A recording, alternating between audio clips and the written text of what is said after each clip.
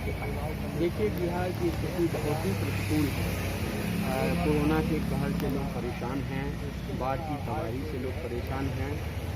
तो हमारी पार्टी मानती है कि बिहार में चुनाव की वस्तुगत परिस्थिति नहीं है। इस बात को लेकर के भी हमने तमाम विपक्षी पार्टियों की ओर से आवेदन चुनाव आयोग को दिया था।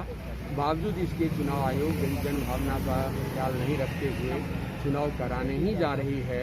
उस स्थिति में जो गाइडलाइन जारी किया गया है वो गाइडलाइन आपत्तिजनक है।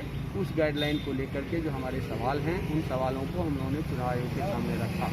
उसमें पहली बात तो ये थी कि चुनाव को कोरोना स्प्रेड करने का माध्यम यदि नहीं बनाना है तो आपको 250 मतदाताओं पर एक बूथ बनाना होगा। दूसरी बात हम लोगों ने कहा कि पोस्टल बैलेट का प्रावधान पूर्व के चुनावों में जिस स्तर पर था उसका किसी रूप में कोई विस्तार नहीं होना चाहिए।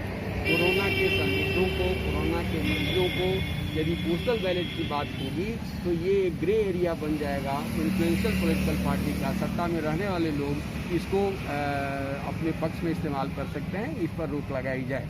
तीसरी बात हम लोगों ने कहा कि जहाँ भी इलेक्शनरिंग होगा, जो भी कैंपेन होगी, जो सभा और प्रदर्शन होगा, उन तमाम कार्यक्रमों में सैनिटाइजेशन की व्यवस्था चुनाव आयोग को सरकार के मदद से करवाने की व्यवस्था की गारंटी करनी चाहिए। इन्हीं मांगों से संबंधित हम लोगों ने एक मांग पत्र चुनाव आयोग को दिया है। चुनाव आयोग ने तो अपने मतलब इसमें बोला ही है कि सैनिटाइजेशन का जो है रहेगा और एक दिन पहले भी सैनिटाइज किया जाएगा।